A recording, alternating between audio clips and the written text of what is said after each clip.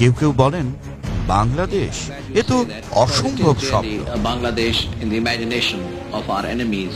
তিনি বলেন আমরা আমাদের জীবন দিয়ে চেষ্টা করেছি। কেউ কেউ বলেন আরে বাঙালির স্থান তো আমাদের বুটের নিচে।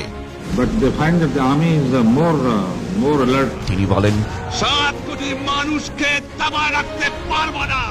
কেউ কেউ বলেন বাঙালিদের চিরতরে নিশ্চিহ্ন করে দিতে সময় লাগবে মাত্র 2 সপ্তাহ। And some people say you are surrounded, they say I'm very happy, more to kill.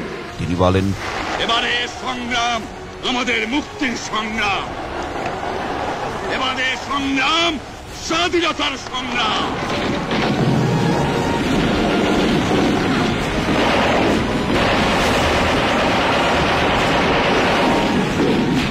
সেই থেকে স্বাধীনতাটা আমাদের হলো।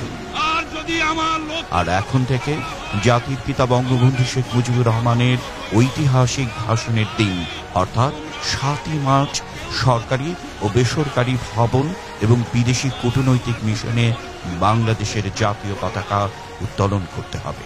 এখন থেকে ঐতিহাসিক 7ই মার্চের ভাষণকে উপলক্ষে সরকারের আদেশ মেনে আমরা প্রত্যেকটি সরকারি অফিস এবং বেসরকারি এবং ব্যক্তি মালিকানা প্রত্যেকটি বাসাবাড়ি আমরা যেন 7ই মার্চের উপলক্ষে আমরা জাতীয় পতাকা উত্তোলন করি। স্থানীয় সরকারের মধ্যে ইউনিয়ন পরিষদ, পৌরসভা, উপজেলা, জেলা পরিষদ, সিটি কর্পোরেশন এবং সরকারি বেসরকারি এবং আমি আমাদের গাজীপুর সিটি কর্পোরেশনের প্রত্যেকটি নাগরিককে অনুরোধ করব 7ই মার্চে জাতির জনক বঙ্গবন্ধু শেখ মুজিবুর রহমানের প্রতি শ্রদ্ধা জানিয়ে আমরা যেন ভোর থেকেই আমাদের জাতীয় পতাকা উত্তোলন করি।